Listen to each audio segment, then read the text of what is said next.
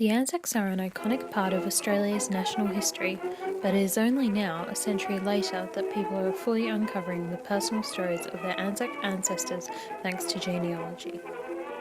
Given the fact that we're in the centenary of the Great War, I think a lot of Australians are realising that their ancestors, both male and female, contributed to an event that's changed the world in certain ways, and of course the data is there for them to actually access, but nobody really knew exactly what great-grandfather or grandfather would have done in many ways, and therefore when you see the trauma that those people went through just by the written word, we're aware of course of how lucky our own lives are, so therefore it affects you as an individual in the contemporary times.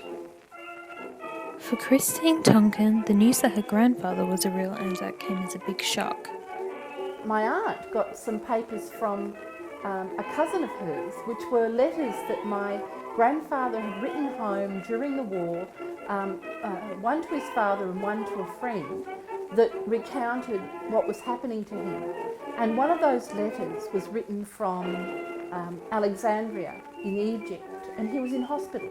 He'd been evacuated from the Dardanelles because he was injured. And he said in his letter something to the effect that, you know, it was terrible that day, the 25th of April, when we landed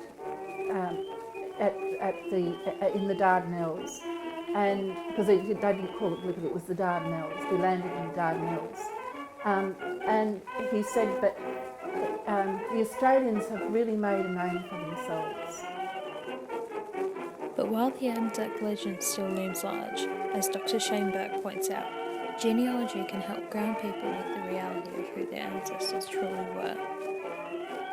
We have a bad habit of making all our ancestors heroes, and the Anzacs are an example of that. They didn't consider themselves heroes, but we put the badge on them, of course. We have a habit of doing that with all our ancestors, but in reality they were just normal people with faults and limitations, and sometimes some good traits as well.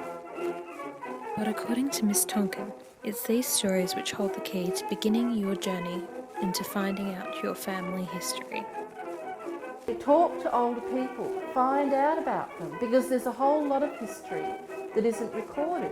You know, have a crazy conversation with your grandmother when she's going gaga about, you know, living in a tent at Bonnie Rock, you know. Do those sorts of things and then find out more.